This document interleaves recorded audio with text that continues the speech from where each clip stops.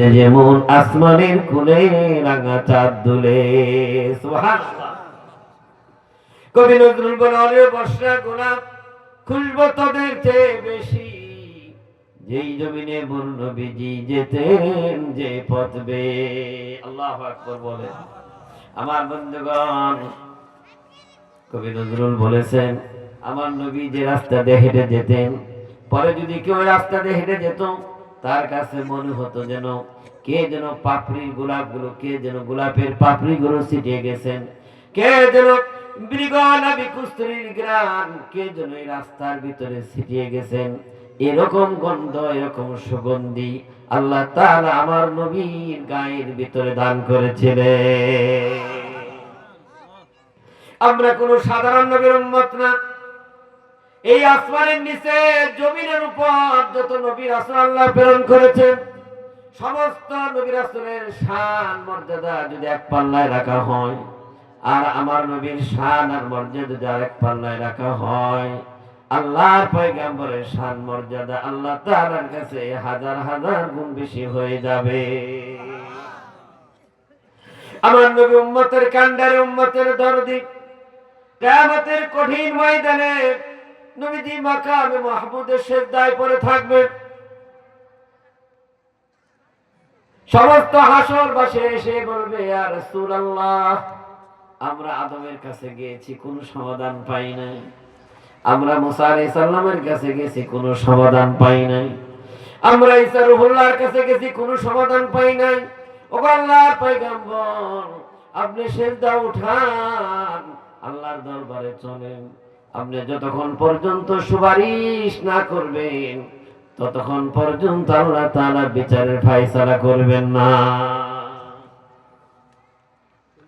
হযরত আদম আলাইহিস সালাতু ওয়াস সালাম তার উম্মতের বিশাল বহর নিয়ে রওনা হবেন। মুসা আলাইহিস সালামের বিশাল বহর নিয়ে রওনা হবে। ঈসা আলাইহিস সালামের বিশাল বহর নিয়ে রওনা হবে। ও বন্ধু, ইব্রাহিম আলাইহিস সালাতু ওয়াস সালাম উম্মত গুলো ইব্রাহিম রওনা হবে। আল্লাহর হাবিবের চোখের কোণায় পানি টপ টপ টপ টপ করে পড়তে থাকবে। আল্লাহ তাআলা জানতে যাবেন, হাবিব আমার, আপনি আজকে কেন কাঁদেন? আপনার চোখে কেন পানি? আমি তো আপনার চোখে পানি দেখতে চাই না। আমার আল্লাহ জানতে চায়, নবীজি কেন আপনি কাঁদেন? আল্লাহর হাবিব বলবেন, পরদিগার আলম ওই আদম আলাইহিস সালাম তার উম্মতের বহর নিয়ে মিছিল নিয়ে জান্নাতের দিকে রওনা হয়েছে। ওই ইব্রাহিম আলাইহিস সালাতু ওয়াস সালাম তার উম্মতের বহর নিয়ে জান্নাতে রওনা হয়েছে। ওই তো ঈসা আলাইহিস সালাতু ওয়াস সালামের বহর নিয়ে জান্নাতের দিকে রওনা হয়েছে। রব্বে কারীম, আমার উম্মতের কি অবস্থা হবে? আল্লাহ তাআলা ডাক দিলেন, মারিয়াম, আপনি চিন্তা করবেন না, কোনো ভয় পাবেন না।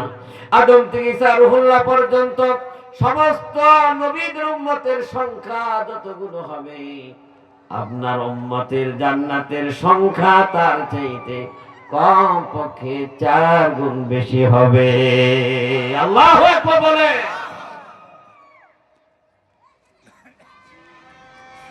আমার বন্ধুগণ, কিয়ামতের কঠিন ময়দানে আল্লাহর হাবিব বলবেন, আল্লাহ, আমার উম্মতের বিচারটা আমি আমার নিজের হাতে করতে চাই। কারণ আমার উম্মতের অপরাধগুলো এত কঠিন অপরাধ, এত গুরুতর অপরাধ, জিনার গুনাহ আছে আমার উম্মতের আমলনামা। আমার উম্মতের আমলনামায় মানুষ হত্যার গুনাহ আছে। আমার উম্মতের আমলনামায় মদ খাওয়া, জিনা করার গুনাহ আছে। অন্যের সম্পদ লুণ্ঠন করেছে, আমার উম্মতের আমলনামার ভিতরে আছে। শিশু হত্যা করেছে আমার উম্মত, মা বাবাকে কষ্ট দিয়েছে আমার উম্মত। এতগুলো গুনাহ যদি রব্বে কারীম আপনি দেখেন, আপনার কষ্ট হবে, আপনি রাগান্বিত হবেন। রব্বে কারীম আমার উম্মতের বিচারের ফয়সালাটা আপনি আমার উপর ছেড়ে দেন। বুখারীর বর্ণনা আসছে, আল্লাহ তাআলা বলবেন, সাতারাহু আলাইহি ফিদ দুনিয়া ওয়া আনা আগফিরুহা লাকাল ইয়াউম। আওয়াজ দিয়ে বলেন না সুবহানাল্লাহ। আল্লাহ ডাক দেন, সাতারাহু আলাইহি ফিদ দুনিয়া ওয়া আনা আগফিরুহা লাকাল ইয়াউম। ও আমার হাবিব, আপনাকে আমি সব নবীর পরে পাঠাইছি, কিন্তু আপনার গুনাহগুলি সব নবীর আমি আল্লাহ জানিয়ে দিছি। সুবহানাল্লাহ বলে। আপনার উম্মত সব নবীর পরে আসতেন, সমস্ত নবীর উম্মতের অপরাধগুলো উম্মতেরা জানে, কিন্তু আপনার উম্মতের অপরাধগুলো আমি আল্লাহ আদম থেকে সারহুল্লাহ পর্যন্ত কোন নবীর উম্মতকে জানতে দেই নাই। সাতারাহু আলাইহি ফিদ দুনিয়া, আমি আল্লাহ দুনিয়াতে গোপন রেখেছি, আজকে হাসরের ময়দানে গোপন রাখলাম। আপনার উম্মতগুলা খুদে খুদে বের করে আপনার উম্মতগুলা নিয়ে জান্নাতের ভিতরে আপনি প্রবেশ করে।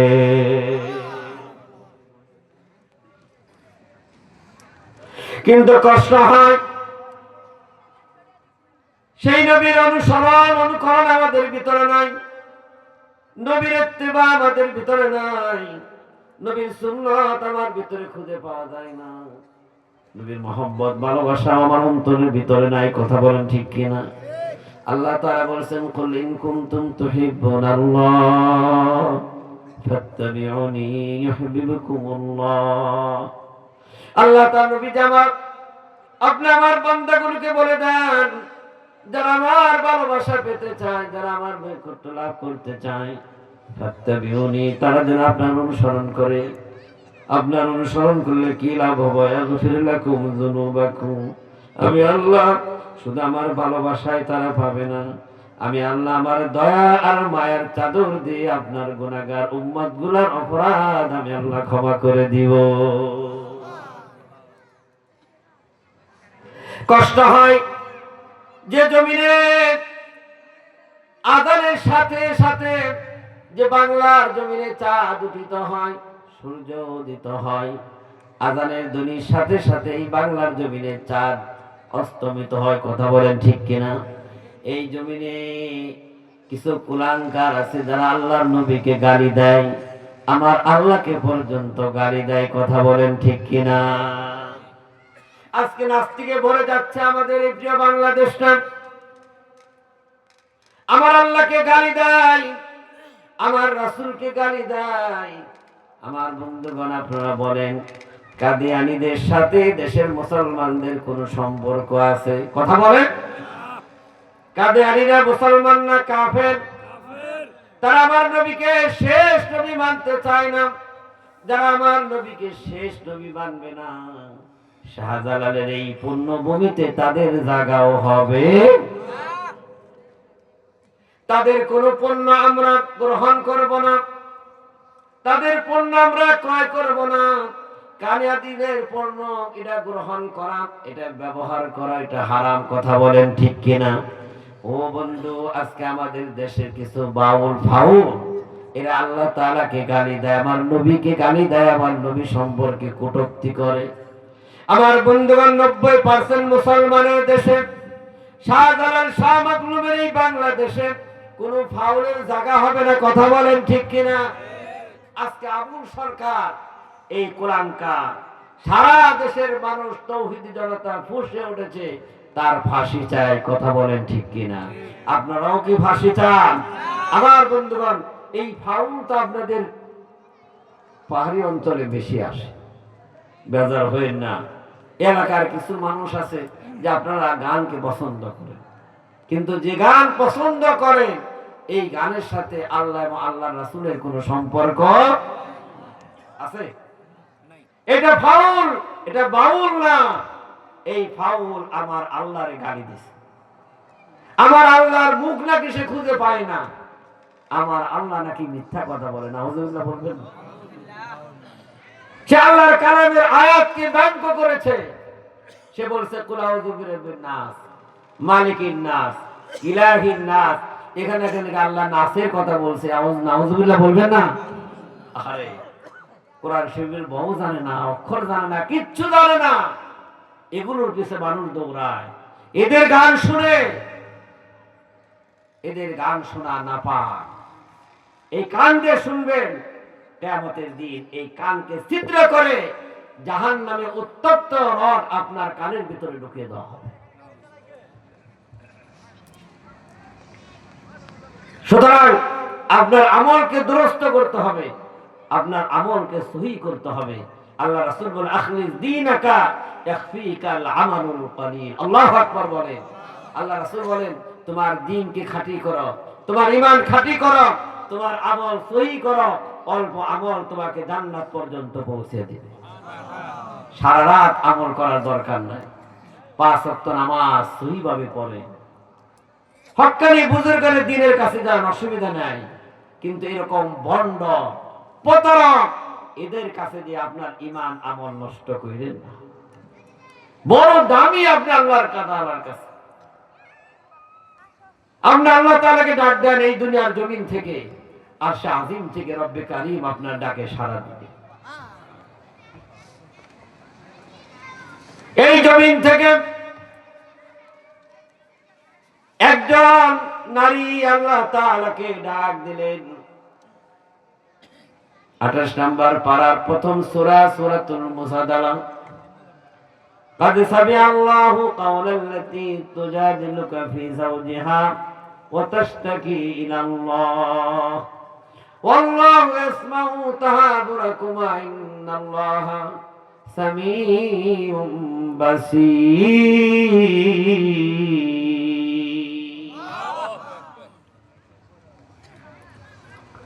আমার বন্ধুগণ, আল্লাহ হাবিবের জামানা হযরতে খাওলা বিনতে সালামা রাদিয়াল্লাহু তাআলা আনহা আমার নবীর কাছে এসে বললেন, ইয়া রাসূলুল্লাহ, আমার স্বামী আমাকে জিহারের তালাক দিয়েছেন। নবী গো, এই তালাককে আপনি রহিত করে দেন, এই তালাকটাকে আপনি বাতিল করে দেন, আমি আমার স্বামীর কাছে ফিরে যেতে চাই। আল্লাহ পয়গম্বর বললেন, খাওলা রে, তোমার তালাক তো হয়ে গেছে। হযরত আয়েশা বলেন, আমি ঘরের ভিতরে ছিলাম, এই নারী এত ফিসফিস করে নবীজির সাথে কথা বলতেছিলেন, আমি কথাগুলো ভালো করে শুনতে পাই নাই। এই নারী বারবার নবীকে অনুরোধ করতেছিলেন। হযরত খাওলা বললেন, ইয়া রাসূলুল্লাহ, আল্লাহুম্মা ইন্নালি সিবয়ানান সিগারা।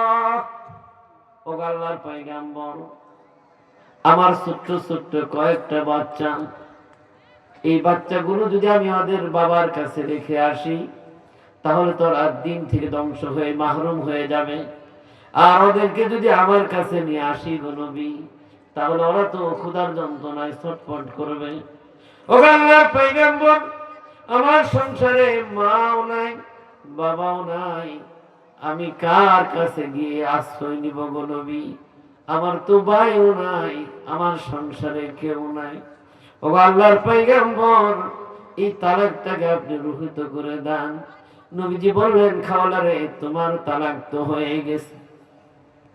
হযরতে খাওলা চিৎকার দিয়ে বললেন, ইয়া রাসূলুল্লাহ, আপনি যদি কোনো সমাধান না দেন, তাহলে আসমানের মালিককে আমি বলতে বাধ্য হব। এটা আওয়াজ দিয়ে বলেন না মারহাবা। হযরতে খাওলা নবীজির ঘরের ভিতর থেকে দুহাত আকাশের দিকে প্রসারিত করে মাওলারে ডাক দিলেন, মাওলায়ে কারীম, তুমি তো তোমার বান্দি সম্পর্কে জানো, তোমার এই বান্দিটা সন্তান ধারণ করতে গিয়ে পেটটা বিদীর্ণ হয়ে গেছে। আমি এখন বৃদ্ধ হয়ে গেছে, আমার যৌবন নাই, আমার দেহে কোনো শক্তি নাই। রব্বে কারীম, এই শিশু মাসুম বাচ্চাগুলো নিয়ে আমি কার কাছে দাঁড়াবো? আমার মাও নাই, আমার সংসারে বাবাও নাই, আমার তো বড় ভাই নাই, ছোট ভাই নাই, কে আমাকে আশ্রয় দিবে? রব্বে কারীম, তোমার কাছে প্রার্থনা করি, তোমার কাছে আমি অভিযোগ দেই, তোমার সাথেই তো আমি মত বিনিময় করতেছি। রব্বুল আলামিন, আমার মতের পক্ষে তুমি সমাধান দিয়ে দাও, আমি আমার স্বামীর কাছেই ফিরে যেতে চাই। আল্লাহ তাআলা আয়াত নাযিল করলেন, الذين يظاهرون منكم من نسائهم ما هن أمهاتهم إن أمهاتهم إلا الله ولدنهم وإنهم ليقولون منكرا من القول وزورا وإن الله لعفو غفور।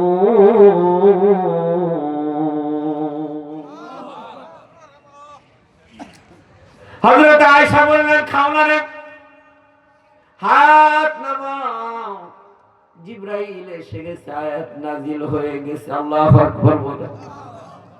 ও আমার বন্ধু, আপনি তো জানেন না আপনার শান মর্যাদা আল্লাহ তাআলার কাছে কত বেশি।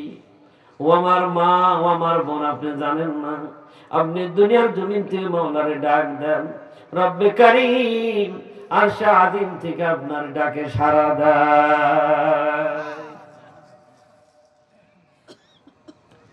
হযরত আয়েশা বললেন, খাওয়ার হাত নামা। জিবরাইল এসে গেছে, আয়াত নাযিল হয়ে গেছে। আমার বন্ধুগণ, আল্লাহর কালাম যতদিন থাকবে, চন্দ্র সূর্য যতদিন থাকবে, ততদিন আল্লাহর কালাম থাকবে। আল্লাহর কালাম যতদিন থাকবে, সূরা মুজাদালাও ততদিন থাকবে। কথা বলেন ঠিক কিনা? সূরা মুজাদালার প্রথম দুইটা আয়াত নাযিল হয়ে গেল।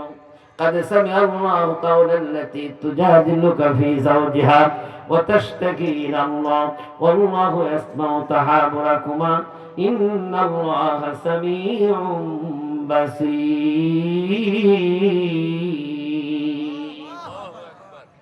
আল্লাহ তাআলা ডাক দিয়ে বললেন, নবী আমার, নিশ্চয় আমি শ্রবণ করেছি, আমি শুনেছি আপনার সাথে ওই নারীর কথোপকথন। ও নবীজি, আমি শুনেছি ওই নারী তার স্বামীর ব্যাপারে আপনার কাছে অভিযোগ দাঁড় করেছে।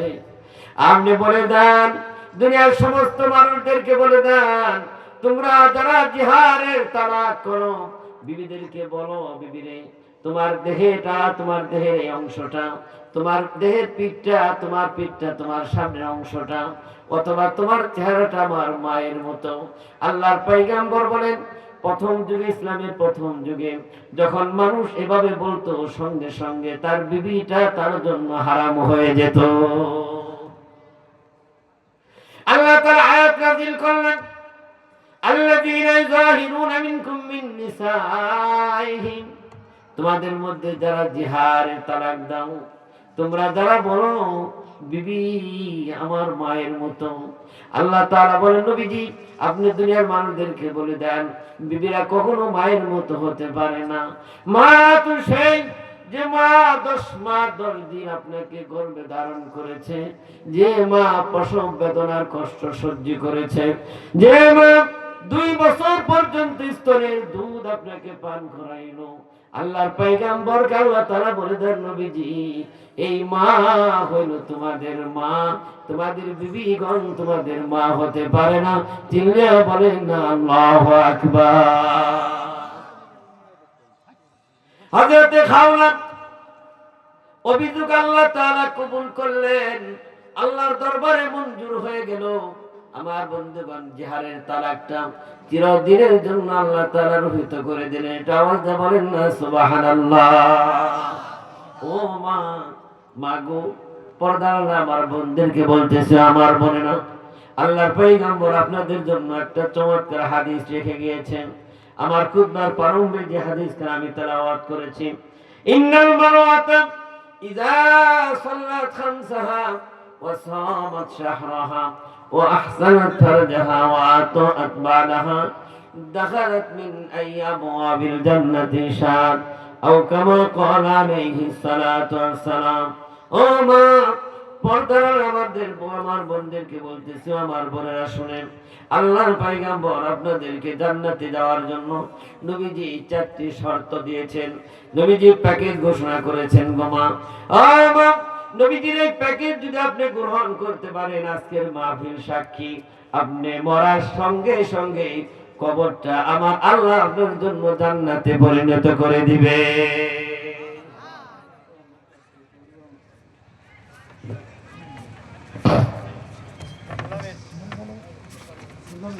প্রধান বক্তার আগমন, শুভেচ্ছা স্বাগতম। প্রধান বক্তার আগমন, শুভেচ্ছা স্বাগতম। ঘাগরাই কুরাজির আল ইনসাফ যুব সংঘের পক্ষ থেকে লাল গোলাপ শুভেচ্ছা। প্রধান বক্তার আগমন, শুভেচ্ছা স্বাগতম। প্রধান বক্তার আগমন, শুভেচ্ছা স্বাগতম। ঘাগরাই কুরাজির আল ইনসাফ যুব সংঘের পক্ষ থেকে লাল গোলাপ শুভেচ্ছা। ঘাগরাই কুরাজির আল ইনসাফ যুব সংঘের পক্ষ থেকে লাল গোলাপ শুভেচ্ছা। প্রধান আব্দুল্লাহ নোমানী সাহেবের আগমন, শুভেচ্ছা স্বাগতম। আব্দুল্লাহ নোমানী সাহেবের আগমন, শুভেচ্ছা স্বাগতম। যে স্লোগান দিচ্ছেন, এই স্লোগান দিয়ে কাফেরদের হৃদয়কে ভয় দেখানো যাবে? তাহলে একটু আওয়াজ দিবেন আমার সাথে, সকলে একটু আওয়াজ দেন, একটু বলবেন লিল্লাহি তাকবীর। এখনো হয় না, আরো জোরে লিল্লাহি তাকবীর, নারায়ে তাকবীর। আল কোরআনের আলো শুধু কি ঘরে না বাইরেও আছে? হ্যাঁ, আল কোরআনের আলো ঘরে বাইরে সব জায়গায় যাবে। আর যদি পারে সামনে নির্বাচনে আমরা সংসদে কোরআন নিয়ে যেতে চাই। রাজি আছেন তো ইনশাআল্লাহ? কারা কারা রাজি আছেন হাত তুলে দেখান। লিল্লাহি তাকবীর, লিল্লাহি তাকবীর। মাশাআল্লাহ, হাত নামান। সম্মানিত হাজিরিন, মেহমান এসে গেছে, আর ওনার সময়টাকে আমি নষ্ট করতে চাই না। তবে যে হাদিসখানা তেলাওয়াত করেছি মাঝের উদ্দেশ্যে আমি বলেই শেষ করে দিচ্ছি। নবীজি প্যাকেজ ঘোষণা করলেন মাদের জন্য, জান্নাতে যাওয়ার জন্য। সুবহানাল্লাহ বলবেন না? হ্যাঁ, নবীজির প্যাকেজ যে সমস্ত মা, বোন, খালা, ফুফুই গ্রহণ করবেন, আল্লাহর কসম করে বলতেছি, নবীজির প্যাকেজ যদি বাড়ি নিয়ে যেতে পারে, আমল করতে পারেন, বিশ্বনবী বলছেন কিয়ামতের দিন আল্লাহর জান্নাতের অনেকগুলো দরজা হবে। কতগুলা দরজা হবে আল্লাহ ছাড়া কেউ জানে না। তো নবীজি বলেন যে দরজাতে খুশি সেই দরজাতে মা আপনি আল্লাহর জান্নাতের মেহমান হতে পারবেন। সুবহানাল্লাহ বলবেন না? প্যাকেজের প্রথম শর্ত হলো মা, যে নারী 5 ওয়াক্ত নামাজ পড়বে। কয় ওয়াক্ত নামাজ? বলেন, নামাজ কি শুধু মাদের জন্য, নারীদের জন্য, না পুরুষের জন্য? নামাজ সবার জন্য, নারী পুরুষ সবার জন্য আল্লাহ নামাজ কি করেছেন? ফরজ করে দিয়েছে। 2 নাম্বার হলো মা, যে সমস্ত নারীরা রমজান মাসে রোজা রাখবে। কোন মাসে? রমজান মাসে রোজা রাখবে।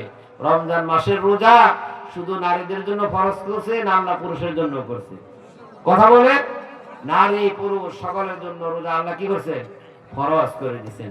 শেষের 2টি শর্ত মা শুধু আল্লাহ তাআলা আপনাদের জন্য খাস করে নবীজি বলছেন, মা আপনি যদি আপনার চরিত্রের ভালো রাখতে পারেন, পবিত্র রাখতে পারেন, চরিত্রটাকে যদি সুন্দর রাখতে পারেন, মা পবিত্র চরিত্র নিয়ে যদি কবরে যাইতে পারেন, আল্লাহ রাসূল বলছেন কিয়ামতের দিন